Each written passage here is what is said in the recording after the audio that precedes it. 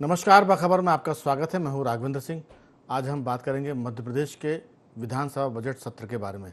दरअसल बजट सत्र समय से पहले ही उसका अवसान हो गया।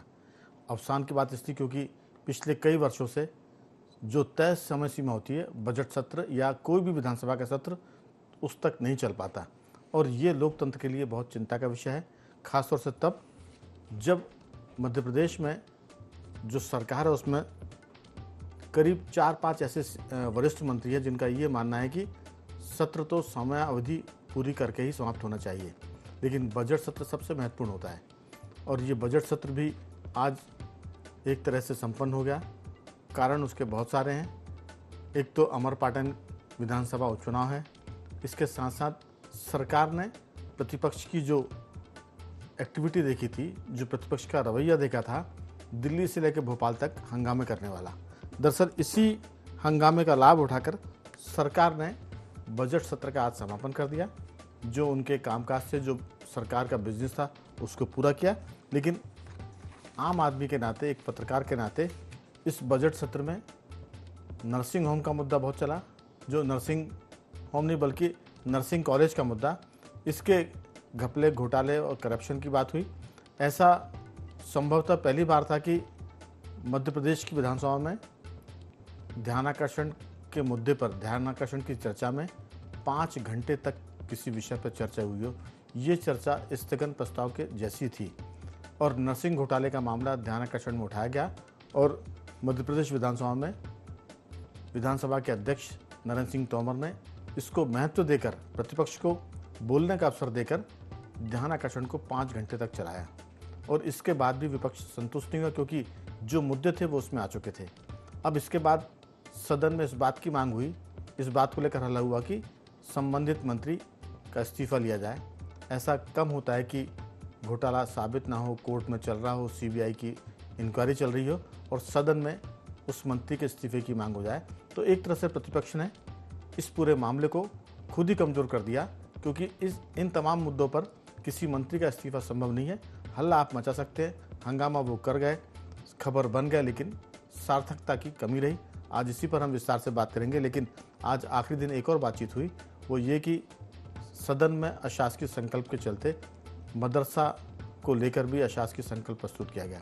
इस पर भी सत्ता और विपक्ष आमने सामने थे। अब इसमें कांग्रेस का मानना यह कि वो चूँकि अल्पसंख्यक का थोड़ा पक्ष लेती है, तो कांग्रेस उनके पक्ष में खड़ी थी, और बीजेपी मदरसों में जो व्याप्त गड़बड़ियां हैं उसको सुधारने की बात करते हुए अपने हिंदू वोटरों की तरफ थोड़ी सी झुकती हुई दिखी। तो ये हमारा अपना परसेप्शन है, हमारी धारणा है। दोनों पार्टियां अपने हिसाब से ठीक है, इसी पर विस्तार से बात करेंगे। चर्चा करने से पहले आपको बता दें कि इस मुद्दे पर छोटी छोटी सी बाइट है हमारे नेताओं की, पहले वो सुनते हैं और फिर करेंगे चर्चा की शुरुआत। जनता का बजट है, जनता के लिए है, और मुझे लगता है कि सर्वस्पर्शी बजट है। इसमें सभी वर्गों का विशेष तौर से ध्यान रखा है। गरीब, महिलाएं, किसान और युवा, इन सबका समावेश इसमें किया है। जनता के हित में अगर बजट देता तो लाडली बहना क्यों भूल गए? चुनाव से जीत के आए, 1200 के ने बोला 3000 करेंगे, तो लाडली बहना को ये बोले, इनके घोषणा पत्र में था। ये क्यों 2700 रुपए आपके गेहूं खरीदी को लेकर भूल गए? क्यों 3100 रुपए धान खरीदी? हम तो इनके घोषणा पत्र को याद दिला रहे। 15 दिसंबर 2022 को एक पत्र जारी किया जाता है। उस पत्र के अगर आप चौथा बिंदु देखें, स्पष्ट उल्लेख किया गया है कि जिन कॉलेजों को वर्ष 19-20, 20-21 और 21-22 में संबद्धता नहीं मिली है, उन कॉलेजों के संबद्धता पर पुनः विचार किया जाए। लगभग 15-17 विधायकों ने मुझ पर लगातार प्रहार किए। जब मैंने बिंदुवार जवाब दिए तो उनके पास कोई भी उत्तर नहीं था। उनकी सभी बातों का तथ्यात्मक रूप से खंडन किया गया, पर जब मामला टाँय फिस हो गया, जब गुब्बारे से पूरी हवा निकल गई, गुब्बारा पंचर हो गया, तो अब गुब्बारे में फिर से पंचर गुब्बारे में, फूटे हुए गुब्बारे में फिर से हवा भरने का प्रयास किया जा रहा है। जो भी बच्चे ऐसे हैं जो मदरसों में पढ़ते हैं, उन्हें हायर एजुकेशन के लिए 10th और 12th में ओपन से पढ़ाई करनी पड़ती। मैं ये चाहता हूँ कि माइनॉरिटी में रहने वाले भी वो बच्चे समान शिक्षा नीति के साथ वो पढ़ाई करें। हम उनको समाज की मूल धारा से जोड़ना चाहते हैं, हम उनके विकास के मॉडल पे काम करना चाहते हैं। इसीलिए ये अशासकीय संकल्प में लेकर आ रहा हूँ और सदन के सामने रखने वाला हूँ। भारतीय जनता पार्टी हमेशा सांप्रदायिक मुद्दों पे बात करती है, चाहे देश हो चाहे प्रदेश हो। जो जनता के मुद्दे, किसान के मुद्दे, किसान पे बात नहीं करना चाहते, युवाओं की बेरोजगारी पे बात नहीं करना चाहती, इन मुद्दों पे क्यों नहीं बात करना चाहती सरकार? तो मामला नरसिंह घोटाले से शुरू होकर मदरसे पर आकर रुक गया, लेकिन हम इस चर्चा में इस पर भी फोकस करने की कोशिश करेंगे कि कांग्रेस अब हर सत्र में किसी एक प्रभावी मंत्री को टारगेट करेगी और उसके चलते वो सरकार पर हमला करेगी, सरकार को कटघरे में खड़ा करने की कोशिश करेगी। आज लोकसभा चुनाव के बाद ये पहला सत्र था, बजट सत्र की हम बात करें, इसमें विश्वास सारंग निशाने पर थे और आखिर विश्वास सारंग क्यों निशाने पर रहे, कुछ नटशेल में संक्षेप में इस पर भी हम बातचीत करेंगे, क्योंकि उन्होंने कांग्रेस के राष्ट्रीय नेतृत्व से पंगा लिया हुआ है। विश्वास सारंग ने दिग्विजय सिंह पर आक्षेप लगाए थे। विश्वास सारंग कांग्रेस के हाईकमान पर अटैक करते हैं, तो इसके चलते जो घटना है नरसिंह घोटाले की वो अपनी जगह है, लेकिन लगातार इसको पूरे सत्र में जिस ढंग से चलाया वो कहीं ना कहीं विश्वास सारंग पर एक तरह से विश्वास सारंग के जरिए भाजपा पर हमला था और भाजपा की एकजुटता को चेक करने की कोशिश की थी। तो ये बहुत सारी बातें, इस पर हम बात करेंगे। स्टूडियो में हमारे साथ मौजूद है हमारे वरिष्ठ पत्रकार साथी श्री योगीराज योगेश जी, दिल्ली से जुड़े हैं हमारे सामाजिक कार्यकर्ता नागेंद्र सिंह जी। इसके साथ साथ आपको बता दें कि जो चर्चा में मौजूद हैं उनसे जैसे ही हमारा संपर्क होता है हम उनसे फिर संपर्क करने की कोशिश करेंगे, लेकिन चर्चा की शुरुआत आपसे करना चाहेंगे योगीराज जी कि ये जो सारा मसला है वो कहाँ तक आपको ठीक लगता है। बजट सत्र की बात करें, हमारे साथ जुड़ गए हमारे पत्रकार साथी टेलीफोन लाइन पर गौरव चतुर्वेदी जी। गौरव जी, आपका भी बहुत बहुत स्वागत है जी। योगीराज जी, देखिए पहली बात तो ये है राघवेंद्र जी, आजकल सत्रों की अवधि लगातार कम होती जा रही है जी, ये एक चिंता की बात है। मैं एक सूचना और दे दूं, टेलीफोन लाइन पर रमेश सिंह जी भी जुड़ गए हैं। रमेश जी, आपका भी बहुत बहुत स्वागत है जी। धन्यवाद। तो जब विधानसभा अध्यक्ष के तौर पर जब नरेंद्र सिंह जी ने कार्यभार संभाला था तब ये उम्मीद बन रही थी और उनकी एक्शन भी ये बता रही थी कि अब ये सत्र लगातार सत्रों के दिन लगातार बढ़ेंगे। इस शुरू के उसमें उन्होंने ये परिचय भी दिया जी। लेकिन लगातार अब आप देखिए ये 20 दिन का सत्र 5 दिन में ही समट गया। तो ये एक लोकतंत्र के लिए भी चिंता की बात तो है ही। सबसे बड़ी बात ये है कि अब देखिए कई विधायक इस तैयारी के साथ आते हैं, उन्होंने कई सारे सवाल लगा रखे होते हैं, कई सारी बात वो रखना चाहते हैं। इन बातों के जरिए उनको अपने आप को एक्सपोज होने का मौका एक्सपोज करने का मौका मिलता है, सदन में बोलने का मौका मिलता है, अपने क्षेत्र में जाके जवाब दे सकते हैं कि देखिए मैंने आपकी ये मांग उठाई।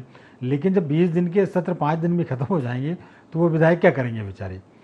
एक पक्ष तो ये हुआ जी। दूसरा क्या है, ये तो चूंकि बजट सत्र था तो सरकार की जिम्मेदारी बनती ही थी कि बजट पारित कराना है। लेकिन फर्स्ट डे जब बजट के दौरान जिस तरीके का रवैया विपक्ष का रहा और वो इतना मतलब आप इस बात से अंदाज लगाइए कि वित्त मंत्री जितनी देर तक बोले उतनी देर तक हंगामा चला। मतलब कभी कभी ये होता है कि चलिए आपका गुस्सा है, आपका विरोध हो सकता है, 10 मिनट 15 मिनट 20 मिनट आधे घंटे में आप अपनी बात करके शांत हो जाए और बैठ जाए कुर्सी पर। ये अक्सर होता ही था कि अपनी बात उन्होंने कही और अपनी कुर्सी पर आके बैठ गए। लेकिन यहाँ ओपन से लेके एंड तक वो विरोध कंटिन्यू चला। तो इससे ऐसा लगता है कि कहीं ना कुछ विपक्ष की कोई स्ट्रेटेजी, एक स्पेशल तरह की स्ट्रेटेजी उनकी रही। वो स्ट्रेटेजी लोकसभा में जो देखने को मिली, इस बार जब प्रधानमंत्री का भाषण हुआ, विपक्ष में राहुल गांधी ने अपना भाषण दिया तो सत्ता पक्ष ने उसको गंभीरता से सुना।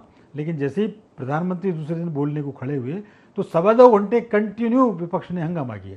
तो कहने का अर्थ है कि विपक्ष की मंशा ये रही कि हमको इनको बोलने नहीं देना है और हमें अपने मुद्दों पर अड़े रहना है। यही बात विधानसभा में हुई। तो ये कम से कम यदि आपको अपनी बात रखनी है तो 15 मिनट 20 मिनट बात रखिए, फिर आप सुन लें, आप जिसको भी सुनना हो, और फिर जब आपका मौका आए आप बात करें। लेकिन ऐसा नहीं हुआ। तो इसमें एक ये नई चीज़ देखने को मिली, विपक्ष के पास बहुत मौके थे। और इस बार ये बात सही है कि विपक्ष ने सरकार को घेरने की कोशिश की और मुझे लगता है कि कुछ हद तक नरसिंह घोटाले के मामले में विपक्ष कुछ हद तक सफल भी रहा कि जिस तरीके से उन्होंने आरोप लगाए और जिस तरीके से मध्य प्रदेश में सीनियर ही हुआ नरसिंह मामले को लेकर, मतलब इतना ज़बरदस्त यहाँ घपला घोटाला जिसको आप कहें कि इस घोटाले की जांच के लिए सीबीआई की टीम गठित की गई और सीबीआई वाले खुद भ्रष्टाचार करते पकड़े गए। मतलब जिन सीबीआई अफसरों पर जांच का जिम्मा था उनने खुद ने रिश्वत ली 10-10 लाख रुपए की और अल्टीमेटली ये हुआ कि इन सीबीआई के इंस्पेक्टर को बर्खास्त किया गया। तो इस बात से अंदाज़ा लगाया जा सकता है कि ये कितना गंभीर मामला था। तो इस गंभीर मामले को वास्तव में विपक्ष ने उठाया पूरी गंभीरता के साथ, लेकिन वो यही है ना कि जब आपका इंट्रोडक्शन थोड़ा सा गड़बड़ हो जाता है तो सरकार को शक होने लगता है और फिर सरकार ने भी एक बीच का रास्ता निकाला और मुझे लगता है कि इसी हेर फेर में 20 दिन का सत्र 5 दिन में समाप्त हो गया। बिल्कुल। हमारे साथ गौरव चतुर्वेदी जी भी हैं। गौरव जी, 1 जुलाई का ये सत्र 19 जुलाई तक चलना था और आज अवसान हो गया। सवाल यही है कि क्या सदन में कोई बात सुनी नहीं जाएगी? अगर सत्ता पक्ष नहीं सुनेगा तो ये तो बहुत गंभीर बात है और विपक्ष नहीं सुनेगा तो ये सत्ता पक्ष के लिए सेफ पेसेस है। अगर विपक्ष ने हंगामे की भेंट सदन को चढ़ा दिया तो सत्ता के लिए इससे बेहतर कोई रास्ता नहीं है, क्योंकि वो बच के निकल गई। अगर चाहे लोकसभा की बात हो चाहे विधानसभा की बात हो, अगर आपको किसी चीज़ से ऐतराज़ है तो बेशक आप उसका शालीनता से या हंगामे से विरोध करें, लेकिन कम से कम बात तो सुने। बात सुनेंगे तब तो बात बनेगी, और बात सुनेंगे नहीं तो ऐसा लगा जैसे सदन ना होकर ट्रेड यूनियन की कोई बैठक हो गई हो जिसमें लगातार नारेबाजी होती है, सब कुछ होता है। तो कहीं ना कहीं इसमें सरकार, चूंकि सरकार ऐसी है तो वो तो जिम्मेदार मानी जाएगी कि सत्र पूरा नहीं चला, लेकिन इसमें ताली दोनों हाथ से बजेगी। आपकी राय, आगे के दिनों में आपको क्या लगता है कि अभी ये बजट सत्र था, इसके बाद शीतकालीन सत्र आएगा, फिर पावर सत्र आएगा, फिर ग्रीष्मकालीन सत्र आएगा, तो अभी जो सत्र चला उसको लेके आपको क्या आशंका दिखती है? क्या आपको लगता है कि किस तरह की विधानसभा चलेगी और उसमें क्या बातचीत होगी? गौरव जी। राघवन जी, आप हम सभी जब जो पत्रकार विधानसभा को कवर करते हैं और अक्सर ये सुनते हैं कि सदन नियम और परंपराओं से चलता है, पहली चीज। और दूसरी चीज, सदन चलाने की जवाबदारी सरकार की होती है। विपक्ष अपना हंगामा करेगा, विपक्ष के जो मुद्दे हैं जब वो अनसुने हो जाते हैं तो विपक्ष हंगामे पर उतारू हो जाता है। और अभी जिस तरीके से लोकसभा चुनाव में इंडिया गठबंधन को, विपक्ष को जो समर्थन मिला है, जन समर्थन मिला है, उससे वो उत्साहित हैं और वो चाहते हैं कि जनता की जो बातें हैं अब उन्हें खुलकर सदन में रखा जाए और खुलकर सड़क पर लड़ा जाए। जो आगे की इनकी रणनीति मुझे समझ में आ रही है इसके आधार पर। लेकिन कभी भी सदन ना नियम से चलता है ना परंपरा से चलता है। कभी नियम की आड़ लेते हैं तो परंपरा बिगड़ जाती है और परंपरा की आड़ लेते हैं तो नियम पे चला। आपने इस बार अभी अपनी बात में जिक्र भी किया कि ध्यानाकर्षण पहली बार 5 घंटे चला, जबकि कोई नियम नहीं है, लेकिन एक नई परंपरा स्थापित कर दी जाती है। ये सरकार का दायित्व था कि पूरा सत्र चलाते विपक्ष को तो हंगामा करना है, तो उसकी मजबूरी है कि अगर वो जनता की बात को नहीं उठाएगी तो कहाँ जाए। ऐसी परिस्थिति में सरकार की जवाबदारी थी। और अब जो गतिरोध आप और हम वर्षों से देखते आ रहे हैं वो लगातार हमें आगे भी देखने मिलेगा। कोई बहुत जल्दी इसका निकल जाए या हल हो जाए ऐसा संभव नहीं। दरअसल मुझे लगता है कि जो आपने कहा कि ध्यानाकर्षण 5 घंटे चला, तो इसमें सरकार की मंशा कम रही होगी, क्योंकि चला ना, उसमें प्रतिपक्ष ने तो भाषण दिए, प्रतिपक्ष ने आरोप लगाया। वो कह सकते थे कि हमको ध्यानाकर्षण में इतनी लंबी बातचीत नहीं करनी, और इसी को लेकर वो अगर हंगामा करते तो लगता है कि वो परंपरा और नियम के लिए लड़ रहे हैं। हमें लगता है कि 5 घंटे आपने चर्चा भी कर ली, चर्चा होने के बाद आप इस्तीफे की मांग कर रहे हैं, तो कहीं ना कहीं ये बहुत घालमेल है, गड़मड है। मैंने कहा कि ताली दोनों हाथ से बजेगी। बेशक हंगामा करना चाहिए, लेकिन कम से कम सुन तो लें आप। बजट सत्र की शुरुआत से लेकर अंत तक अगर नारेबाजी होती रहेगी तो मुझे लगता है कि बजट से महत्वपूर्ण एक साल में कोई सत्र नहीं होता। बजट चूंकि सरकार विभागवार बजट पर चर्चा होती है, उसमें आप विधायक लोग अपने क्षेत्र की मांग रखते हैं कि यहाँ सड़क चाहिए, इधर तालाब चाहिए, उधर नहर की मरम्मत है, स्कूल में टीचर नहीं है, स्कूल की बिल्डिंग नहीं है। तो मुझे लगता है कि बहुत सारे जनहित के मुद्दे इस पूरे हंगामे में हवा हवाई हो गए। मुझे लगता है कि जिम्मेदारियाँ तय करनी पड़ेगी। सरकार की जिम्मेदारी तो है क्योंकि वो सरकार में है, लेकिन प्रतिपक्ष को भी ऐसा जरूर आचरण करना पड़ेगा जिससे आप और हम बैठकर ये चर्चा करें कि प्रतिपक्ष तो बहुत संजीदा था, उसने बजट भाषण को सुना भी, लेकिन बजट भाषण को सुनने के बाद सरकार ने प्रतिपक्ष को नहीं सुना, तो कहीं ना कहीं इस पर प्रतिपक्ष पर भी मार पड़ेगी, क्योंकि उसका रवैया अगर सिर्फ हंगामे का होगा तो मुझे लगता है कि आने वाले दिनों में जो चीज़ें चल रही हैं विपक्ष के प्रतिपक्ष के पक्ष में, वो कहीं उसके साथ थोड़ी सी कमज़ोर ना पड़ जाए। मेरी ऐसी राय है, क्योंकि हम सब लोग इस तरह से मीडिया के हिसाब से कवरेज करते आए हैं। नागेंद्र जी, आपकी पूरे मामले में राय। नागेंद्र जी, मेरी आवाज़ आ रही है आप तक? लगता उनसे ऑडियो संपर्क नागेंद्र जी के पास नहीं हो पाया। रमेश जी, आप सुन रहे हैं मेरी बात? हाँ जी भाई, सुन रहा हूँ जी। आप ही बात बताएं, फिर जैसे ही उनसे संपर्क जुड़ेगा मैं नागेंद्र जी के पास आऊंगा। राघवन जी, इस मुद्दे पे सबसे बड़ा जो मुद्दा है मदरसों का, जो इस पर चर्चा हुई, अशासकीय संकल्प पेश किया गया है, इस पर कहना चाहता हूँ जी कि असम और उत्तर प्रदेश में मदरसा बोर्डों में जो सुधार हुआ है ये बहुत जरूरी। असल में मदरसे की जो पढ़ाई, इसका जो कैरिकुलम है वो इस प्रकार से सांप्रदायिक हिंसा, सांप्रदायिक विद्वेष, इस्लामी कट्टरवाद, राष्ट्र विरोध का घालमेल है। और जहां जहां चाहे पाकिस्तान हो और चाहे भारत हो, यहाँ मदरसों का मुस्लिम बच्चों में बोलबाला है। बच्चे प्रारंभिक शिक्षा वहीं लेते हैं, उनके संस्कार वहीं पढ़ते हैं और इस्लामी कट्टरवाद की नींव पड़ती है और अंत में जाके आगे चल के ये इस्लामी आतंकवाद का कारण बनती है। कि मदरसों में जो सेक्सुअल हैरासमेंट है, इसकी बेतहाशा रिपोर्टें हुई है और इस पे वो वहीं का वहीं दबा दिया जाता है। इस राष्ट्रगीत का अपमान, राष्ट्र ध्वज का अपमान, ये बच्चे जब छोटे से देखते हैं तो उनकी राष्ट्र के प्रति निष्ठा बचती नहीं है, धार्मिक सहिष्णुता का कोई सवाल ही नहीं उठा। तो जिस तरह से असम और उत्तर प्रदेश ने इस मामले में पहल की है, वैसे मध्य प्रदेश में शासकीय संकल्प हुआ। सरकार को शासकीय संकल्प के माध्यम से इस पर पहल करनी चाहिए। मदरसों में हथियार रखे जाते हैं, मदरसों में, मस्जिदों में जब आतंकवादी किसी कहीं वारदात करने आते हैं तो वो मस्जिदों में हथियार रखते, मस्जिदों में रुकते, मदरसों में की शिक्षा उनसे कहाँ भागती है। लेकिन रमेश जी मेरी इस पर थोड़ी सी आपत्ति है। सारे मदरसे एक जैसे होंगे, इस पर मुझे थोड़ा सा, अपन इसको जनरलाइज कर रहे हैं कि सारे मदरसों में ऐसा होता है। मदरसों में सुधार होना चाहिए, ये ठीक बात है, लेकिन सारे मदरसों में आतंकवाद, सारे मदरसों में इस्लामिक बात तो होगी ना, क्योंकि वो मदरसे ही मजहबी तालीम के लिए हैं। तो मुझे लगता है कि एक बार तारिक फतेह जो इस्लामी स्कॉलर थे, बहुत मशहूर, उनकी डेथ हो गई है, उन्होंने एक बार कहा था कि जो नेपाल बॉर्डर पर मदरसे हैं, जो यूपी के मदरसे हैं, उसमें से कुछ ऐसे मदरसे भी हैं जहां थोड़ी सी कट्टरवाद की शिक्षा दी जाती है। तो मुझे लगता है कि ऐसे मदरसों को चिन्हित करके या ऐसे किसी भी संस्था को चिन्हित करके आपको रोकने की ज़रूरत है। लेकिन अगर हम एकदम से जनरल परसेप्शन ये बना देंगे कि सारे मदरसे ऐसा करते हैं, तो ये मुझे लगता है कि अन्याय हो जाएगा। इस पर थोड़ी सी उदारता की जरूरत है। रमेश जी। राघव जी, मैं मानता हूँ कि सब मदरसे एक से नहीं होते, लेकिन कमोबेश कहीं कम और कहीं ज्यादा धार्मिक कट्टरता मदरसों में पढ़ाई जाती है।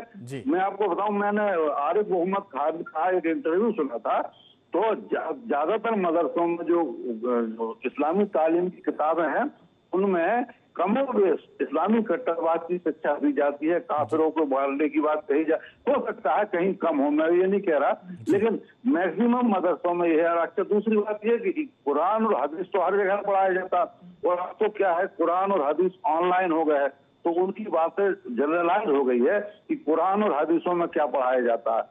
बेशक आप ये कह सकते हैं कि साहब यहाँ तो कुरान की तालीम दी जा रही है, यहाँ तो हदीस की तालीम दी जा रही है, लेकिन कुरान और हदीस की जो मूल भावना है वो 1400 साल से देख रहे हैं हम पूरी दुनिया में, और 700 साल से भारत में देख रहे हैं। तो ये मतलब ये इस पर सहमत हूँ कि कहीं कम कहीं ज्यादा हो सकता है, लेकिन धार्मिक कट्टरवाद, इस्लामिक कट्टरवाद सुधार की जरूरत है ये, और अंत में जाके ये आतंकवाद का कारण बनता है। रमेश जी, सुधार की जरूरत है, और असम में और यूपी में कई जगह सुधार भी हुआ है। आपने केरल के राज्यपाल आरिफ मोहम्मद खान की बात की है, मैंने तारिक फतेह का जिक्र किया है। तो सुधार की जरूरत है उस शिक्षा में, लेकिन सारे ऐसे करते हैं, इस पर मैं इसको थोड़ा सा डिस्कार्ड करता हूँ। नागेंद्र जी, आपकी राय।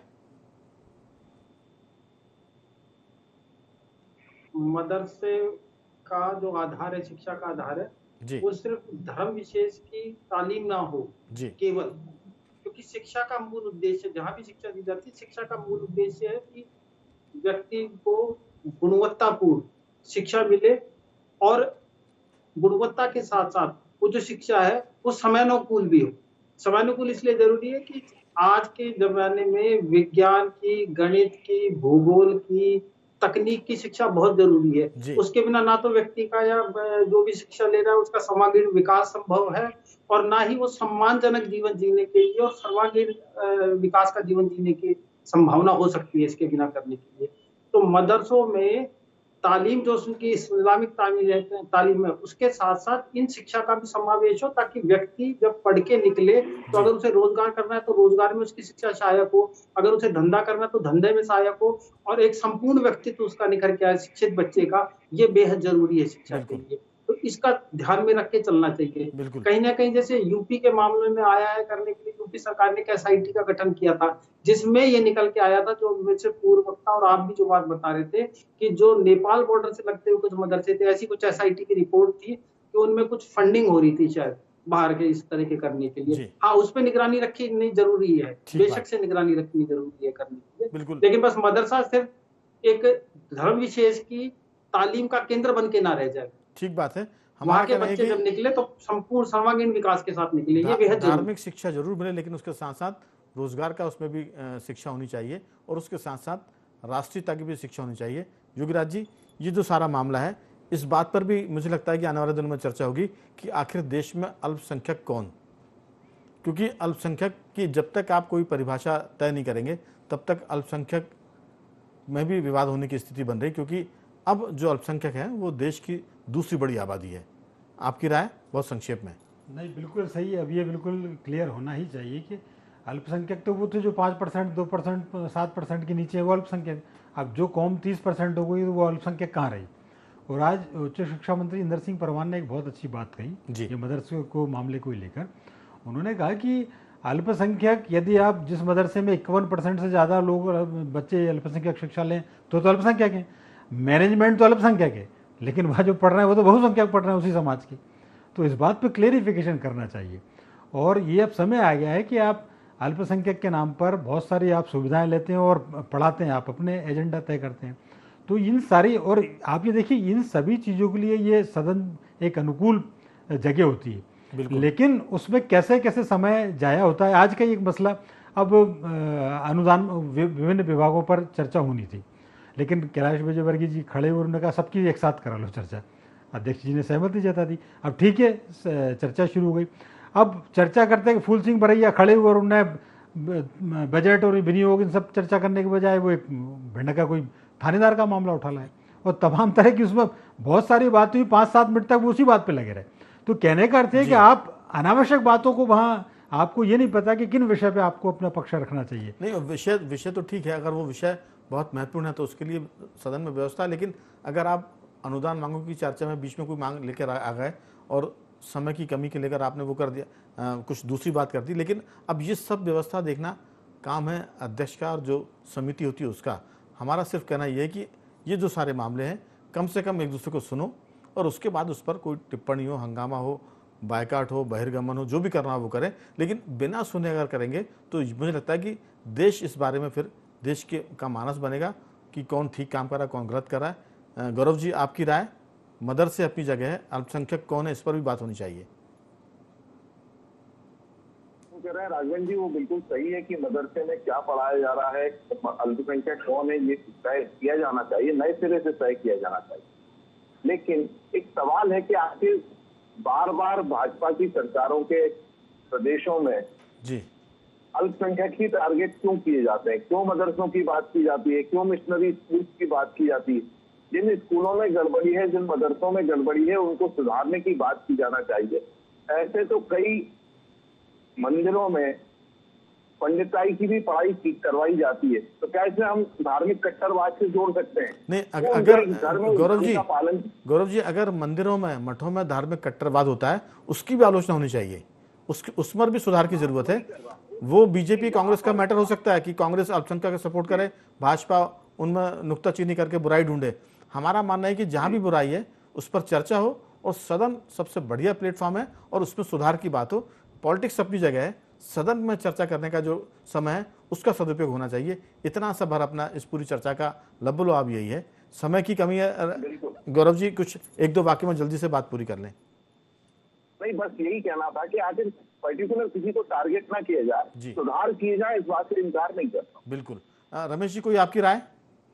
हाँ राघवन जी, इस सत्र में सबसे महत्वपूर्ण उपलब्धि या पहल हुई है नलकूपों से होने वाली दुर्घटना सुरक्षा अधिनियम। मैं बताऊं, पूरे देश में इस तरह की घटनाएं घट रही, लोग ट्यूबवेल खुदवा देते हैं, इसकी जिम्मेदारी किसी पे आती नहीं है। तो इस तरह की घटनाओं को रोकने के लिए पहली बार देश में मध्य प्रदेश ऐसा राज्य है जहाँ इस तरह का अधिनियम बना है, और मैं उम्मीद करता हूँ हर राज्य में ऐसा अधिनियम बनना चाहिए। चलिए, अधिनियम बना, उसका पालन भी हो, क्योंकि अधिनियम और कानून तो बन जाते हैं लेकिन पालन नहीं हो पाता है। जो नलकूप खोदे जाते हैं उसको कैप लगाने की व्यवस्था की जो चीज़ें आई है उसका पालन हो, और कम से कम जो हमारे मासूम बच्चे हैं वो उनमें गिरकर अपनी जान से हाथ ना धो बैठे, और परिवार और समाज के लोग भी बिना बच्चों के ना हो जाए जो उस हादसे का शिकार होते। मैं चारों मेहमानों का धन्यवाद करूंगा। नागेश जी, आपका साधुवाद। गौरव जी, आपका धन्यवाद। रमेश जी, आपका धन्यवाद। और योगराज जी, आपका भी बहुत बहुत साधुवाद कि आपने इस चर्चा में हिस्सा लिया। तो बखबर में सिर्फ इतना ही। बने रहिए हमारे साथ और देखते रहिए IND24।